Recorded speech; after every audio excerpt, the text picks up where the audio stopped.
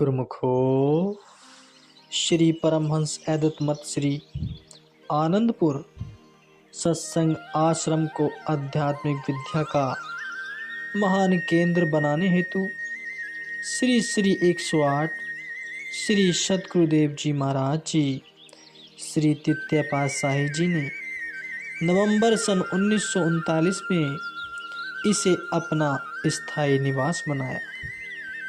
यहाँ संस्कारी अधिकारी जीवों को शरणागति प्रदान कर निष्काम कर्म, प्रेम, त्याग, सेवा, सुमरन, ध्यान आरंभ किया और श्री परमहंस दयाल जी की मौज अनुसार भक्ति की अभिलाषी संस्कारी आत्माएं उनके संपर्क में आई और आध्यात्मिक लाभ उठाया। यहीं से श्री परमहंस द्वितीय पातशाही जी ने उत्तरोत्तर सत्संग लाभ करवाया और भारत के स्थान स्थान पर सत्संग आश्रमों की स्थापना की। उसी समय में महात्मा दयानंद जी व महात्मा श्रद्धानंद जी उच्च कोटि की भक्ति भावनाओं से संपन्न पंजाब में सत्संग सेवा कार्य कर रहे थे। महात्मा श्रद्धानंद जी आशिक सद्गुरु प्रेम में डूबे हुए दीवाने थे।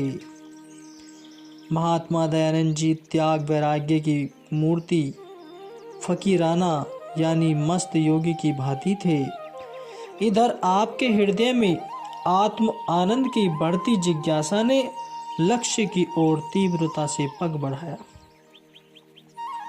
आप चैत्र मास की संक्रांति मार्च सन 1941 में बदोमली गांव में अपने मित्र के घर गए। उसने कहा कि आज हमने संत आश्रम पर जाना है। हृदय की उमंग में एक नई लहर लहराई। आज दिल को मानो अपनी आकांक्षा पूर्ण करने का संकेत मिल रहा है, जिसका अभाव खटकता है, मानो उसे पाने का स्वर्ण अवसर मिल रहा है। आपने कहा कि शीघ्र चलो, इससे बढ़कर सौभाग्य और क्या होगा। मित्र के साथ दर्शन और सत्संग का मिलना वास्तविक लाभ है। तुमने मेरे दिल की सुन ली। आप मित्र के साथ गंधोवाला जिला शेखोपुरा में पहुंचे। यहाँ पर महात्मा दयानंद जी एवं महात्मा श्रद्धानंद जी के दर्शन करते ही दिल की साध मानो पूरी होने का संदेश सुनाने लगी।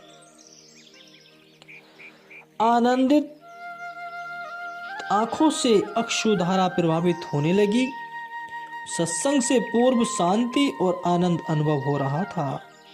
पढ़ाई करते हुए अब आध्यात्मिक पढ़ाई की लगन लग गई। आपके अंतर्मन की आवाज थी कि निगमागम चर्चा करत, यह ग्रंथन का सार गुरु दर्शावे जीव को परम मोक्ष का द्वार। परम पुरुष गुरुदेव की महिमा अगम अनंत, मन वाणी से है परे पूर्ण पुरुष भगवंत। आपने 15 वर्ष की आयु में महात्मा दयानंद जी से गांधोवाला में नाम दीक्षा की परंपरा को पूर्ण किया। महात्मा जी ने आपको दीक्षा देते समय कहा कि आप स्वयं पूर्ण हैं।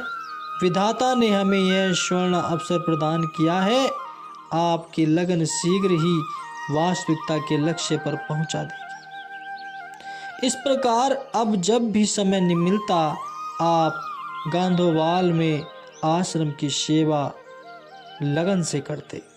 सन 1942 में बैसाखी के पर्व पर आप महात्मा जी के साथ श्री दर्शन के लिए श्री आनंदपुर पहुंचे। श्री दर्शन करने के पश्चात आपकी आत्म अनुभूति वर्णनातीत थी। आपने सत्संग सेवा सुमरन को ध्येय बना लिया। हर संस्कृति पर एवं अधिकतर समय छुट्टियों में आश्रम पर जाते, हितचित से सेवा करके नियम पूर्वक अभ्यास करते। महात्मा जी आपकी इतनी लगन को देखकर प्रसन्न होते, पास बुलाकर कहते कि आश्रम में झाड़ू देना, सफाई करना, बर्तन मांजना आदि काम तो अन्य लोग भी कर लेंगे, आप केवल मंदिर की सेवा पूजा ही कर लिया करो। आप भाव भरे शब्दों में कहते कि महात्मा जी आप मुझे निजी निधि को पाने से वंचित होने को कहते हैं, मुझ पर कृपा करते हुए इससे अधिक सेवा करने का सुअवसर प्रदान करें। गांव रायपुर कला में के समीप ही रावी नदी बहती थी। आप भक्त वेश में हर संक्रांति को अपने मित्र दुर्गादास जी के पास इस नदी को पार कर गांधोवाल के सारे आश्रम को गोबर से लीपा करते। एक दिन संक्रांति थी और आपको उस दिन किसी कारणवश स्कूल से कुछ देरी हो गई। घर पहुंचे तो आपके बड़े भाई ने आपको कोई काम बता दिया। आप शीघ्रता से उस काम को निपटाकर आश्रम की ओर जाने लगे। आप मन ही मन सोचते जा रहे थे कि आज पता नहीं सेवा का सौभाग्य मिलेगा भी या नहीं। पहले ही बहुत विलंब हो चुका है, फिर दुर्गादास जी ने वहां पहुंचकर सारी सेवा निपटा ली होगी। इन्हीं विचारों में खोए आप जल्दी जल्दी पग बढ़ाने लगे। नदी के पास दलदल में आपका चरण धंस गया। आप जितना जोर लगाकर उससे बाहर निकलने का प्रयत्न करते, उतना ही वह अंदर की ओर धंसता चला जा रहा था। उस समय आपने अपने इष्ट देव महाप्रभु जी को स्मरण कर विनय की कि प्रभु आज हमारे से क्या भूल हो गई है, क्या आज की संक्रांति सेवा किए बिना ही निकल जाएगी। विनती करते करते जब आपने आंखें बंद की तो नेत्रों से गंगा यमुना प्रभावित होने लगी। इतने में आपने क्या देखा कि नदी के दूसरे किनारे पर महाप्रभु जी सैर कर रहे हैं और आपका नाम लेकर फरमा रहे हैं कि आओ, हम तो आपकी ही प्रतीक्षा कर रहे हैं। आपने आंखें खोली तो अद्भुत दृश्य यह देखा कि आपका चरण दलदल से निकल चुका है। उस पार पहुंचकर आप महाप्रभु जी के सुकोमल चरण कमलों में दंडवत प्रणाम कर रहे हैं। महाप्रभु जी ने आपको उठाया और फरमाया कि जाओ, जल्दी जाओ, अभी तो सेवा आरंभ ही होनी शुरू हुई है। आप दौड़कर आश्रम में पहुंचे तो देखा कि अभी दुर्गादास जी तो पहुंचे ही नहीं हैं। आपने झटपट गोबर का घोल तैयार किया और लिपाई आरंभ कर दी। इस प्रकार आप दर्शा रहे थे कि जिसके हृदय में गुरु घर की सेवा की लालसा होती है और अपने सद्गुरु के चरणों में अटूट श्रद्धा व पूर्ण विश्वास होता है, सद्गुरु उसके सदैव अंग संग रहते हैं। आपने हर प्रकार की सेवा में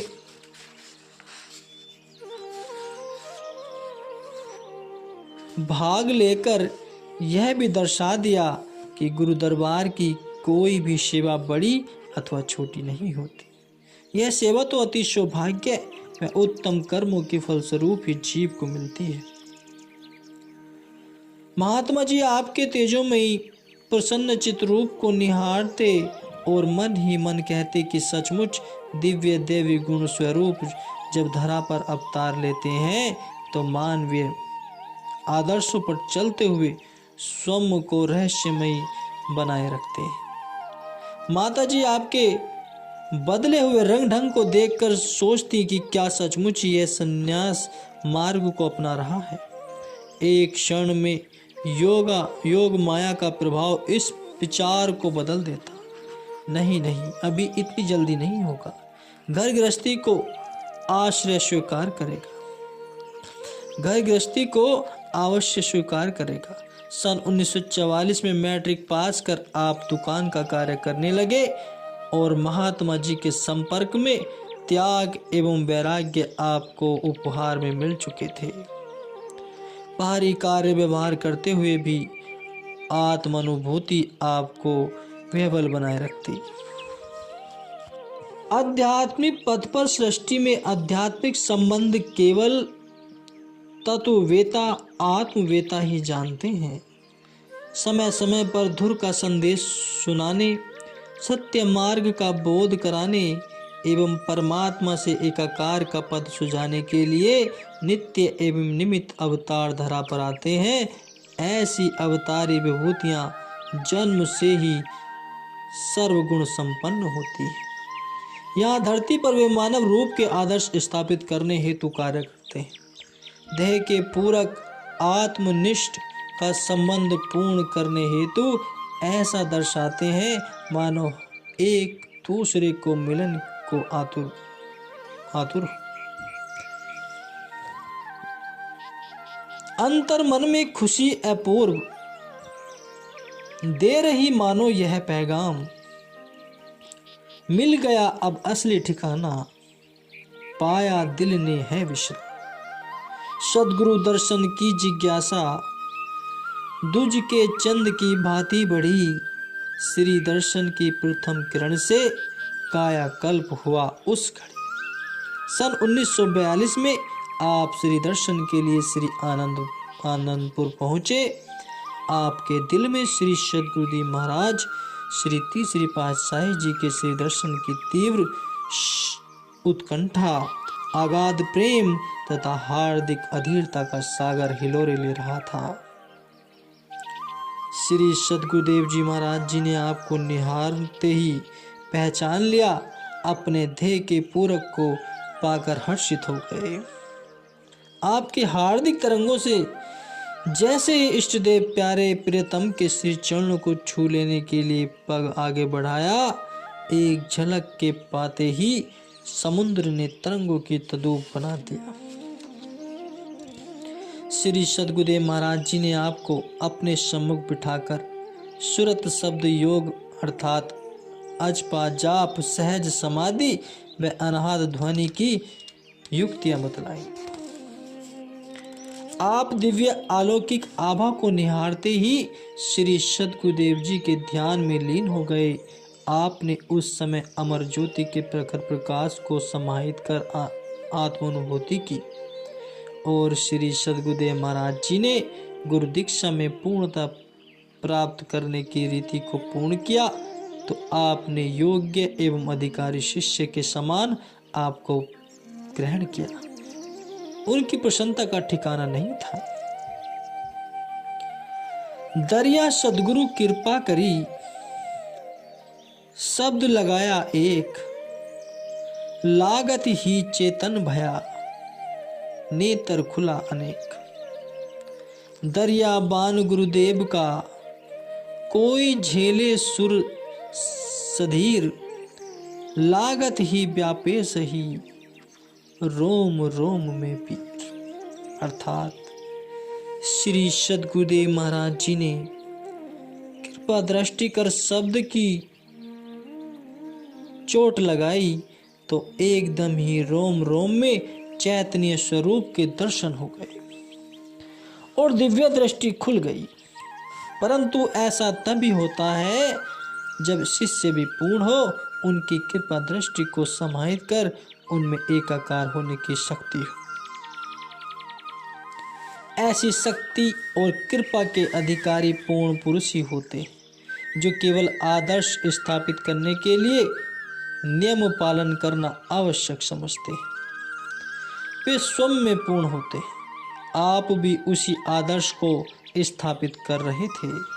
श्री सद्गुरुदेव महाराज जी को प्राप्त कर आपने अपूर्व आनंद अनुभव किया और श्री सद्गुरुदेव महाराज जी श्री तीसरी पातशाही जी ने आपके इस रहस्य को दर्शाने एवं भविष्यवाणी की सत्यता का बोध कराने के लिए उसी दिन महात्मा योगानंद जी से कहा कि महात्मा जी, समुद्र में से हीरे रत्न निकालकर जब किसी जोहरी के हाथ पहुंचते हैं तो वह उसकी कीमत रुपयों में आंक लेता है, लेकिन दुनिया में जो रूहानी हीरे लाल हैं उनकी कीमत व परख कौन कर सकता है।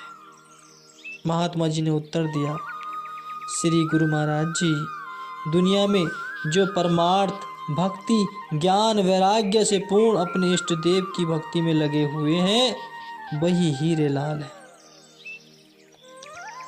उनमें से किसके अंदर पूर्णता है, इसकी परख व मूल्यांकन आप सतपुरुष श्री सतगुरु गुरु महाराज जी ही कर सकते हैं। श्री सतगुरुदेव महाराज जी ने फरमाया कि महात्मा जी, हमने भी आज एक अमोलक लाल पाया है। रूहानी लाल शानी तेजों में आभा मुखमंडल पर उमंग रही थी।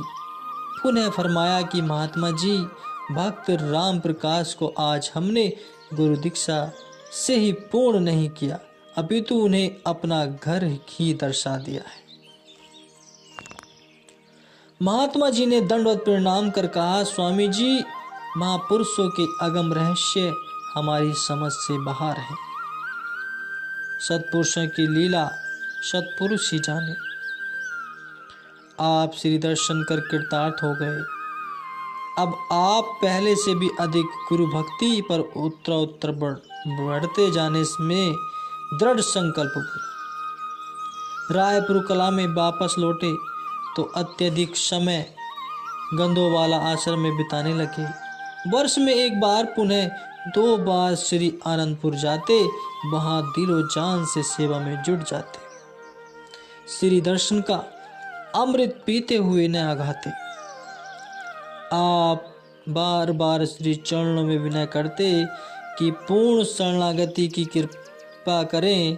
आंखें मूंद श्री गुरु महाराज जी ध्यान विभोर हो फरमाते कि घर आपका है, अभी कुछ समय आते जाते रहो।